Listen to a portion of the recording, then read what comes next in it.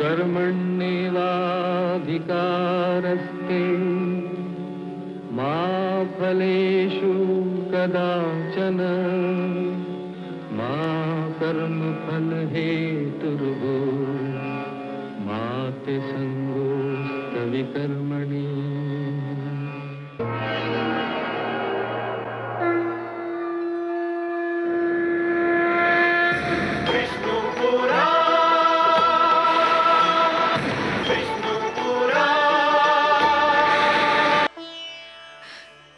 न जाने क्यों मेरा मन कांप रहा है। कोई डरावना भय मेरे मन को व्याकुल कर रहा है। कहीं मेरे पुत्र के प्राण संकट में तो नहीं। हे दया सागर, इस दुखियारी माता पर दया करो। मेरे पुत्र की रक्षा करो प्रभु। मेरे पुत्र की रक्षा करो प्रभु। मेरे पुत्र की रक्षा करो।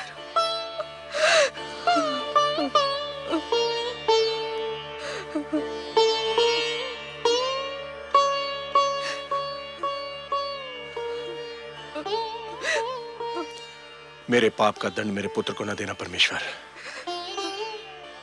उसे कुछ हो गया तो मैं जीते जी मर जाऊंगा।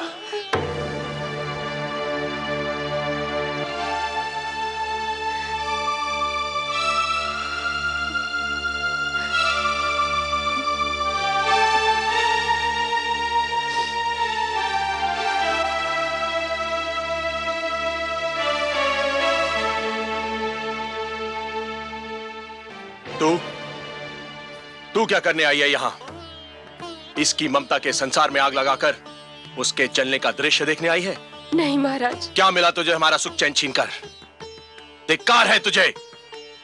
चली जा, चली जा, नहीं तो मैं अपने क्रोध पर नियंत्रण नहीं रख पाऊंगा।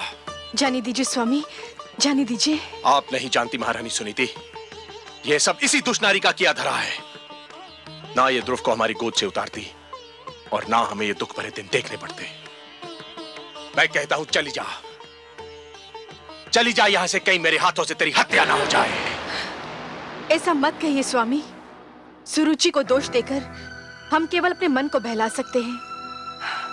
ये तो नियति का खेल है। भाग्य में पुत्र वियोग लिखा था, सुमिल कर रहा। इसमें सुरुचि क्या करती? मैं नहीं मानता। भूल हम करते हैं और दोष हम भाग्य को देते हैं। ध्रुव सदैव इसकी आंखों में कांटे की तरह खड़कता रहा। इसी के कारण हमारा पुत्र राजमहल छोड़कर चला गया। मैं जानता हूं इसे। ये बड़ी अभिमानी है, बड़ी निर्दयी है ये। इसकी महत्वाकांक्षाओं का भी कोई अंत नहीं और इसे किसी के दुख का भी कोई ध्यान नहीं। मैं तो कहता हूं कि यदि इसका उत्तम कहीं चला जाता तो इसे पता चलता कि पुत्र वियोग क्या होता है। ये आप क्या कह रहे हैं स्वामी? दुखी होने का अर्थ ये नहीं कि कोई अपना विवेक ही खो दे। भगवान ना करे हमारा उत्तम कहीं चला जाए। वही तो इस राजभवन का कुलदीपक है। हमारा एक पुत्र तो न जाने कहां भटक रहा है। आप चाहते हैं कि हमारा दूसरा पुत्र भी हमसे दूर हो जाए? उत्तम केवल सुरुचि का ही पुत्र तो नहीं, वो मुझे भी माता कहकर पुकारता है।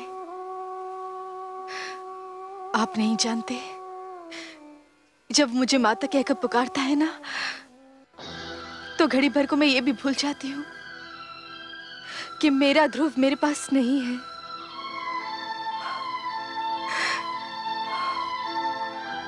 उत्तम के लिए कोई भी शब्द आप अपने मुंह से मत निकालिएगा। सुना तुमने सुरुचि? सुनी तुमने इस दुखियारी मां की बातें? ऐसी होती है ममता, इसे कहते हैं माता। तुमने इसके पुत्र के विरुद्ध क्या कुछ नहीं किया, पर यह तुम्हारे पुत्र के विरुद्ध कुछ भी बुरा सुनने को तैयार नहीं है। तुम इसे दुख देकर कितनी प्रसन्न थी, और ये तो इस विचार से दुखी है कि कहीं तुम्हें कोई दुख ना पहुंचे। कितनी महान है ये, और तुम कितनी छोटी हो तुम। धिक्कार है तुम्हें सुरुचि, धिक्कार है तुम्हें।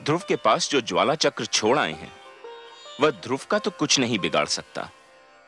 हां, वन के निर्दोष पशुओं को अवश्य क्षति पहुंचा सकता है। इसलिए यदि आप उचित समझें तो अपने इस क्रोध की अग्नि को शांत कर लें। आप ठीक कह रहे हैं देवर्षि। अग्निदेव, हमारी चिंता का विषय तो वह बालक ध्रुव है, जंगल के वे निर्दोष प्राणी नहीं। कृपया आप शीघ्र जाइए और जंगल में लगी ज्वाला को शांत कर दीजिए। जो आज्ञा देवराज।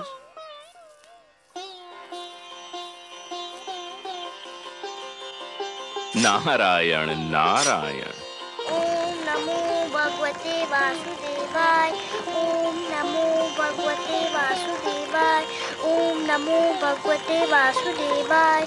ओम नमो भगवते वासुदेवाय। ओम नमो भगवते वासुदेवाय। ओम नमो भगवते वासुदेवाय। ओम नमो भगवते वासुदेवाय।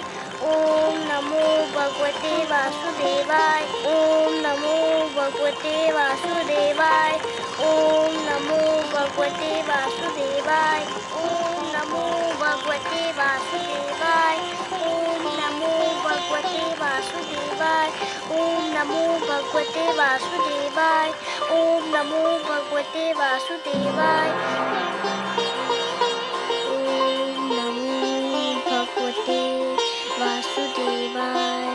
ओम नमो भगवते वासुदेवाय।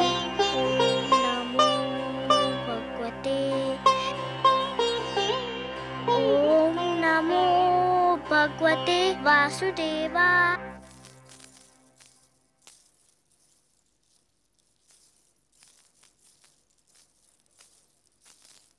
प्रणाम राजगुरु। प्रणाम। क्या बात है? आप लोगों के मुख देखकर तो ये लग रहा है कि अवश्य कोई अशुभ समाचार है। हाँ राजगुरु, ऐसा लगता है कि स्थिति नियंत्रण के बाहर हुई जा रही है। क्यों? समस्त राज्य में असंतोष फैला हुआ है। असंतोष? पर क्यों? प्रजा पर तो कोई अत्याचार नहीं हुआ है। प्रजा में यह भावना फैल गई है कि राजकुमार ध्रुव के जाने का कारण महारानी सुरुचि है और उनके विरुद्ध बहुत क्रोध फैला हुआ है। यदि प्रजा का यह क्रोध राजभवन की ओर मुड़ गया तो अराजकता फैल जाएगी। केवल आप ही महाराज को यह परामर्श दे सकते हैं कि वे प्रजा की भावना को शांत करने के लिए कोई उपाय करें। नहीं, महाराज इस स्थिति में नहीं कि वो कोई परामर्श दे सकें या ले सकें। पुत्र वियोग ने उन्हें निढाल कर रखा है। उन्हें तो ये सूचना देना भी उचित नहीं कि राज्य में असंतोष फैल रहा है। परंतु अब क्या किया जाए राजगुरु? कहने को तो देश राजा का ही होता है। उस पर राज्य करना, उसे संभालना राजा का कर्तव्य भी है और अधिकार भी। परंतु इन कार्यों को संपूर्ण करने में राजा जिन लोगों की सहायता लेता है वह भी उत्तरदायी होते हैं। रात्रि का अंधकार दूर करने का उत्तरदायित्व केवल चंद्रमा पर नहीं, उन तारों पर भी है जो चंद्रमा की चारों ओर चमकते हैं। यदि प्रजा में असंतोष फैला है तो उसे दूर करने का उत्तरदायित्व मुझ पर और आप पर भी है।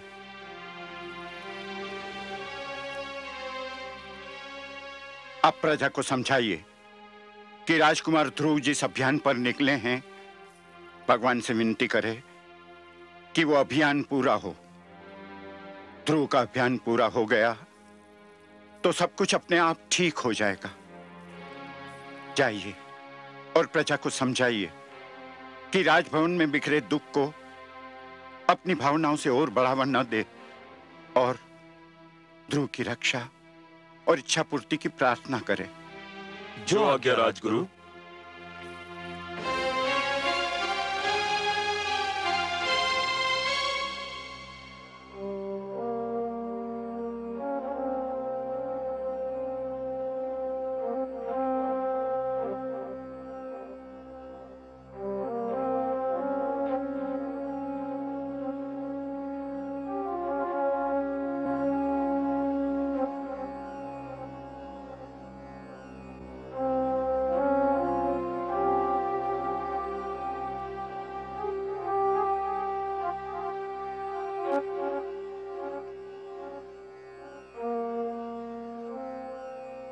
महाराज, राजसभा का समय हो गया है। आप यहाँ क्या कर रहे हैं? संसार के दुखों से पीड़ित होकर भगवान के चरणों में शरण ढूंढ रहा हूं राजगुरु। क्षमा कीजिए महाराज, आप भगवान के चरणों में शरण नहीं ढूंढ रहे हैं। आप तो जीवन के कड़वे सत्य से घबराकर पलायन का मार्ग खोज रहे हैं, वास्तविकता से दूर भाग रहे हैं। ये सच है राजगुरु, परंतु जिस जुआरे ने एक ही दाव में अपना सब कुछ हार दिया हो, वो और कर भी क्या सकता है? जीवन युद्ध कीड़ा नहीं है महाराज। ईश्वर ने मानव को जीवन कर्म क्षेत्र के रूप में दिया है। आप इसे कर्म भूमि से पलायन की शरण स्थली बना रहे हैं। मैं हार चुका हूं राजगुरु, मैं हार चुका हूं। मैं इस कर्म क्षेत्र में जीवन का एक महायुद्ध हार चुका हूं। महाराज, किसी राजा का युद्ध हार जाना बड़ी बात नहीं है,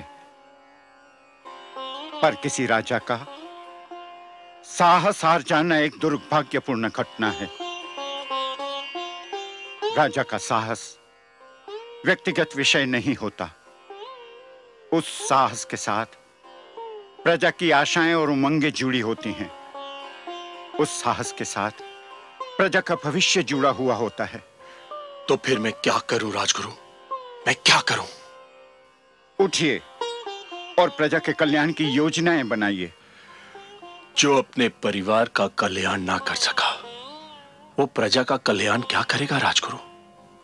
यही तो आपकी भूल है महाराज। आपने केवल राजभवन की चार दीवारी के भीतर रहने वालों को अपना परिवार समझ लिया है, पर वो प्रजा जो आपकी जय जयकार करती है, वो सैनिक जो आपके एक संकेत पर अपने प्राण न्योछावर करने उठ खड़े होते हैं, क्या वो आपका परिवार नहीं है? राजा का वास्तविक परिवार तो उसकी प्रजा है। प्रजा के दुख पर दृष्टि डालिए, आप अपने दुख भूल जाएंगे। यदि कोई वृक्ष फल न दे सके तो उसकी महत्ता में कुछ कमी आ सकती है, पर यदि कोई वृक्ष छांव ही न दे सके तो उस वृक्ष का महत्व ही नहीं रहता। राजा वो वृक्ष होता है जिसके तले प्रजा को सुख और न्याय की छांव मिलती है। अपनी प्रजा को इस छांव से वंचित न कीजिए महाराज। उठिए, अपना उत्तरदायित्व तो निभाने की सोचिए। मैं प्रयत्न करूंगा राजगुरु, मैं प्रयत्न करूंगा। प्रयत्न नहीं महाराज, साहस कीजिए। महाराज, यदि आपको मेरा परामर्श स्वीकार नहीं है, यदि आपको मेरी बातों पर विश्वास नहीं है, तो मुझे कहने दीजिए कि मैं आपके और राजसभा के योग्य नहीं हूं। यहां मेरे लिए कोई स्थान नहीं है। ठहरिए राजगुरु, ठहरिए।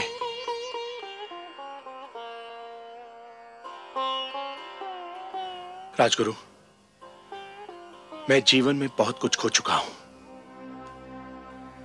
यदि आप जैसा महापुरुष और मार्गदर्शक भी मैंने खो दिया तो मैं बिल्कुल कंगाल हो जाऊंगा। आपने मुझे सत्य का मार्ग दिखा दिया है, मैं आपका आभारी हूं।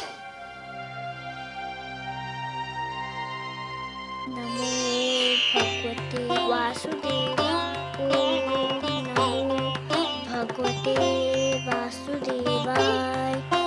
ओम नमो भगवते वासुदेवाय। ओम नमो भगवते वासुदेवाय। ओम नमो भगवते वासुदेवाय।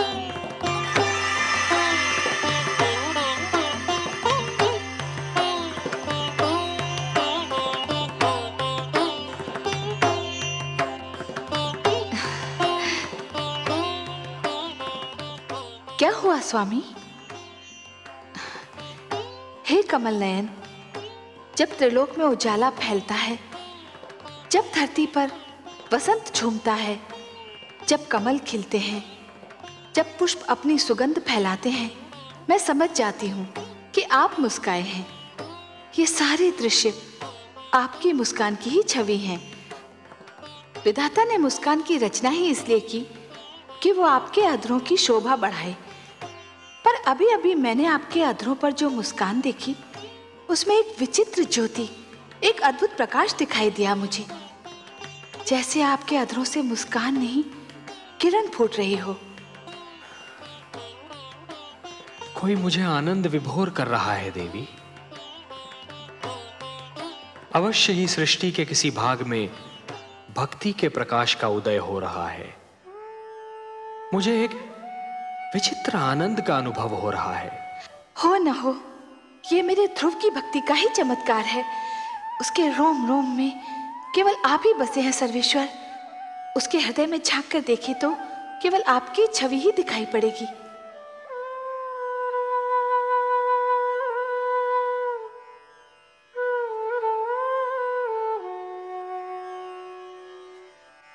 ओम नमो भगवते वासुदेवाय। ओम नमो भगवते वासुदेवाय। ओम नमो भगवते वासुदेवाय। ओम नमो भगवते वासुदेवाय। ओम नमो भगवते वासुदेवाय। ओम नमो भगवते वासुदेवाय। ओम नमो भगवते वासुदेवाय। ओम नमो भगवते वासुदेवाय। ओम नमो भगवते वासुदेवाय। गुरुदेव, गुरुदेव, आप कहाँ हैं? नारायण नारायण। क्या है वत्स? मैं यही हूँ तुम्हारे निकट। क्या बात है? मुझे अभी अभी लगा जैसे भगवान विष्णु मेरे मन में आ गए हैं। मुझे लग रहा है जैसे भगवान विष्णु मेरे अंदर विराजमान है। अहो भाग्य, तब तो चमत्कार हो गया पुत्र। तुम्हारी तपस्या ने भगवान विष्णु का मन जीत लिया। मुझे तुम पर गर्व है। तुम धन्य हो पुत्र। तुमने सिद्ध कर दिया कि तुम मेरे शिष्य होने के अधिकारी थे। पर वे मेरे सामने क्यों नहीं आए? उससे क्या अंतर पड़ता है पुत्र? जिसके मन में भगवान विष्णु रम गए हों, उसे और क्या चाहिए? उसका तो जन्म सफल हो गया। तो मेरी बात मानो, मंत्र के जाप को विराम दो, अन्न जल ग्रहण करो और अपने राजमहल लौटने की तैयारी करो। नहीं गुरुदेव, ना मैं मंत्र का जाप छोड़ूंगा, ना कुछ खाऊंगा, ना कुछ पीऊंगा, ना घर जाऊंगा। क्यों? अब और क्या पाने को शेष रह गया है? अभी तो भगवान विष्णु केवल मेरे मन में आए हैं। तो फिर और क्या चाहिए तुम्हें? मैं चाहता हूँ कि भगवान विष्णु मेरे सामने आए। मैं उन्हें देखना चाहता हूँ। किंतु क्यों? मैं उनसे बात करना चाहता हूँ, उनसे कुछ पूछना चाहता हूँ। तुम्हारी मांगे तो बढ़ती जा रही हैं पुत्र, और जैसे जैसे तुम्हारी मांगे बढ़ रही हैं, वैसे वैसे मेरी चिंता बढ़ती जा रही है। क्या पूछना चाहते हो तुम? मैं उनसे पूछना चाहता हूँ कि मुझे मेरे पिताश्री की गोद से क्यों उतारा गया? मुझ पर अन्याय होता देखकर मेरे पिताश्री क्यों चुप रहे? संसार में ऐसा अन्याय क्यों होता है? इसलिए भगवान को मेरे सामने आना ही होगा, नहीं तो मैं यूं ही भूखा प्यासा रहूंगा। सुनो पुत्र, तुम भाग्यशाली हो कि तुम्हें इतना कुछ मिल गया। भगवान विष्णु को प्रसन्न करके उनका मन जीतने वाले तुम पहले सबसे छोटी आयु के बालक हो। अब और हठ न करो। भगवान विष्णु तुम्हारे मन में रम गए हैं तो समझो तुमको मिल ही गए। नहीं गुरुदेव, मैं उनको अपने सामने लाकर ही रहूंगा। उसके लिए जो करना पड़ेगा पुत्र, वो तुमसे नहीं होगा। आप बताइए तो सही। मैं अपने भगवान को देखने के लिए कुछ भी कर सकता हूँ, परंतु उससे तुम्हारे प्राणों पर भी संकट आ सकता है पुत्र। मुझे अपने प्राणों की चिंता नहीं है, मुझे तो बस भगवान विष्णु को देखना है। आप बताइए मुझे क्या करना होगा? नारायण नारायण, न जाने कैसे हठी बालक से पाला पड़ा है। अब इसके बाल हट का मैं क्या करूं? मुझे बताइए ना मुझे क्या करना है। नहीं पुत्र, तुम नहीं कर पाओगे, बहुत कठिन कार्य है। मैं कर लूंगा, आप बताइए तो सही। अच्छा तो सुनो, यदि तुम अपनी इच्छा की पूर्ति चाहते हो तो तुम्हें अपनी श्वास को रोकना होगा। कैसे? सुनो पुत्र, एक बार ओम का उच्चारण करके पूरी शक्ति से अपनी श्वास को अंदर खींचकर मन ही मन ओम नमो भगवते वासुदेवाय का तब तक जाप करो जब तक स्वयं भगवान विष्णु तुम्हारे नेत्रों के सम्मुख साक्षात न आ खड़े हों।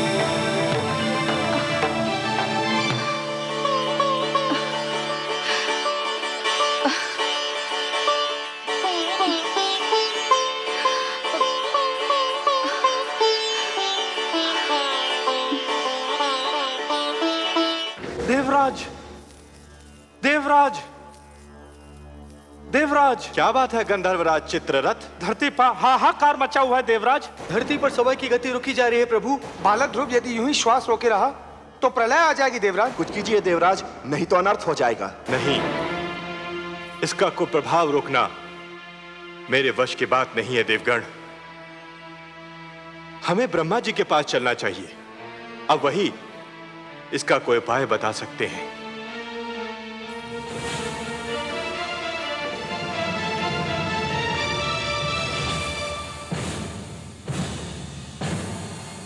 त्राहिमाम, त्राहिमाम, त्राहिमाम, त्राहिमाम, त्राहिमाम, त्राहिमाम।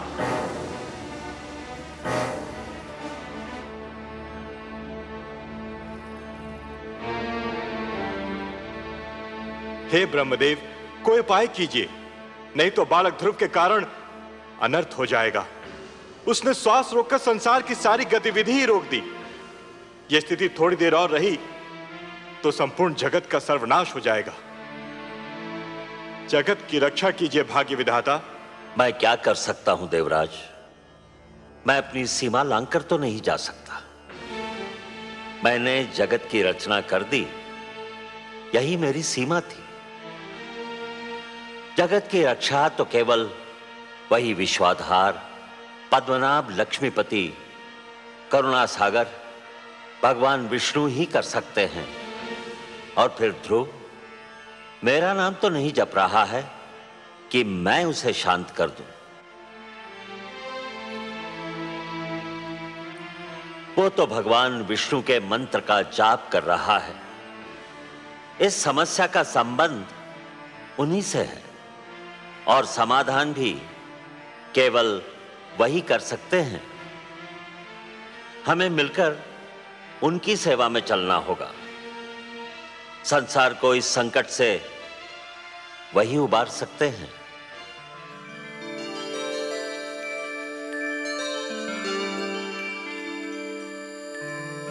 त्राहिमाम, त्राहिमाम, त्राहिमाम, त्राहिमाम। प्रणाम हे नारायण, हे लक्ष्मीपति, हे गोविंद, हे सर्वेश्वर, आपको कोटि कोटि प्रणाम। प्रणाम। हे त्रैलोकीनाथ, सृष्टि की रक्षा कीजिए, नहीं तो आपकी सृष्टि को प्रलय आने से पहले ही एक महाप्रलय नष्ट कर देगी। ध्रुव ने जब से श्वास रोककर द्वादशाक्षर मंत्र का जाप आरंभ किया है, सारे संसार में वायु की गति रुक गई है। प्राणियों के दम घुट रहे हैं प्रभु। ध्रुव को रोकना मेरे वश में नहीं है भगवान। यह कार्य केवल आप ही कर सकते हैं। आप सृष्टि के रक्षक हैं, उसके पालनहार हैं। हम सब विनती करते हैं, आप ही ध्रुव की समस्या का कोई उपाय कीजिए प्रभु। समस्या बहुत गंभीर हो गई है। अब बात केवल एक बालक तक सीमित नहीं रही ब्रह्मा जी। सारी सृष्टि के समक्ष एक संकट खड़ा हो गया है। अब तो हमें जाना ही होगा अपनी सृष्टि की रक्षा के लिए, और फिर किसी और की भांति हमें भी तो ध्रुव के प्राणों की चिंता है।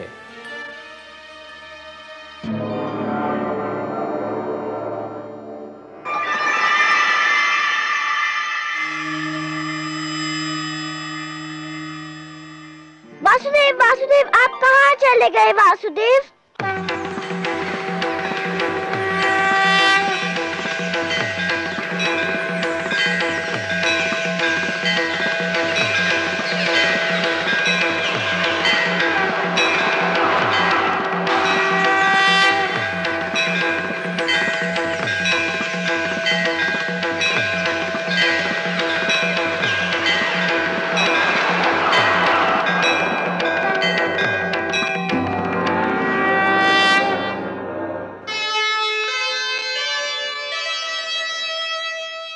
नन्हा सा ध्रुव हो गया, ऐसा भक्त महान, शक्ति दिखाई भक्ति ने, प्रकट हुए भगवान।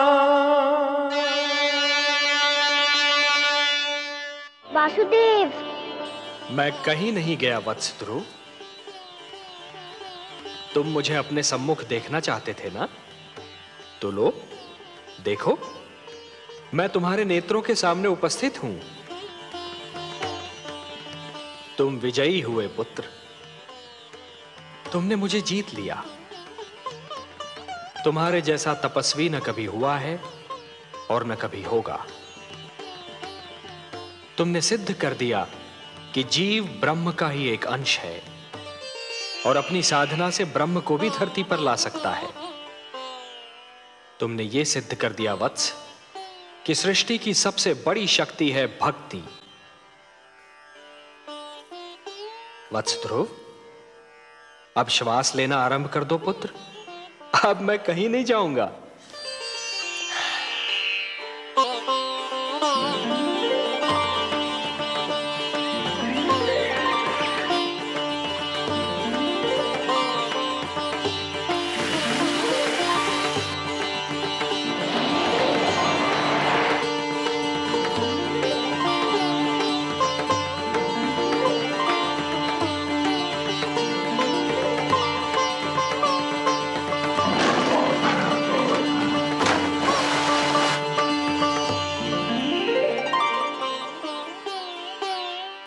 तुम मुझसे मिलना चाहते थे, मैंने तुम्हारी इच्छा पूर्ण कर दी। अब अपने माता पिता के पास लौट जाओ। नहीं भगवान, नहीं, अभी मैं नहीं जाऊंगा। क्यों वत्स? भी तो मुझे आपसे बहुत सी बातें करनी है, बहुत से प्रश्न पूछने हैं। प्रश्न? मुझसे? भला ऐसे कौन से प्रश्न हैं तुम्हारे मन में? मुझे बताइए प्रभु कि मेरी छोटी माता मुझे अपना पुत्र क्यों नहीं मानती? उन्होंने मेरी माताश्री को दासी क्यों कहा? उन्होंने मुझे मेरे पिताश्री की गोद से क्यों उतारा? मेरे पिताश्री ने छोटी माता को रोका क्यों नहीं?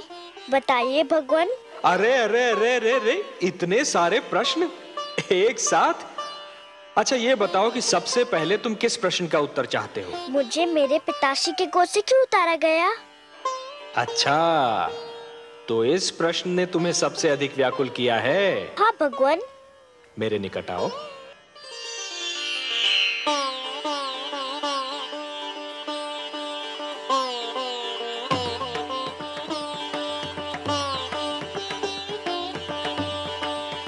और निकट आओ वत्स। आओ वत्स।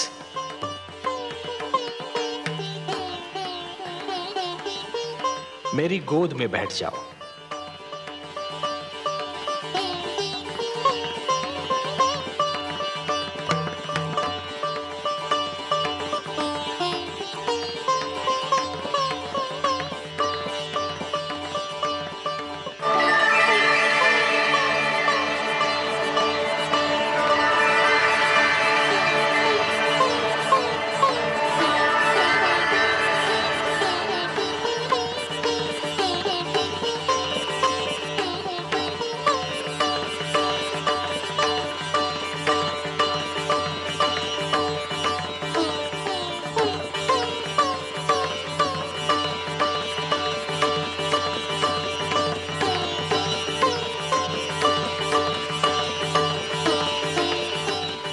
वत्स, अब और प्रश्न पूछने हैं मुझसे?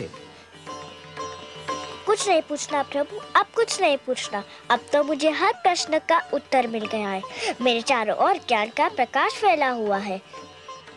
मैं वहाँ हूँ जहाँ केवल मैं हूँ और आप है। अच्छा, वासुदेव। ओम पूर्णमदः पूर्णमिदं पूर्णमुदच्यते पूर्णस्य पूर्णमादाय पूर्णमेवावशिष्यते। अब ना कोई कामना है ना कोई इच्छा। आपकी गोद में आकर लगता है इसके सिवा हर वस्तु तुच्छ है। अब मुझे कुछ भी नहीं चाहिए। मुझे मेरा ठिकाना मिल गया, मेरा घर मिल गया।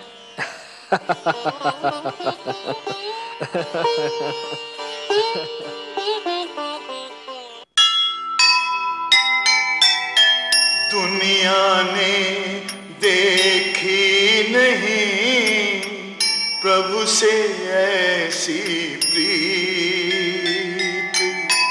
नन्हे बालक ने लिया वासुदेव को जीत।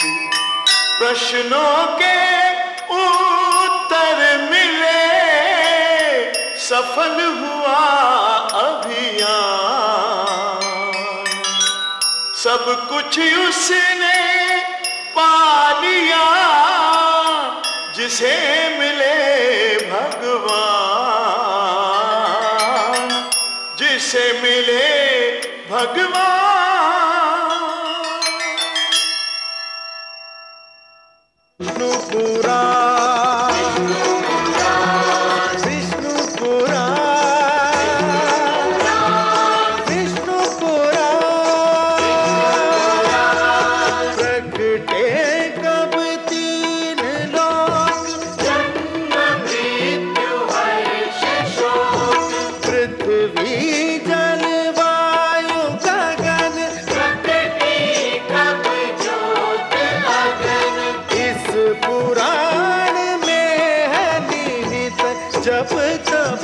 और योग ध्यान विष्णु पुराण।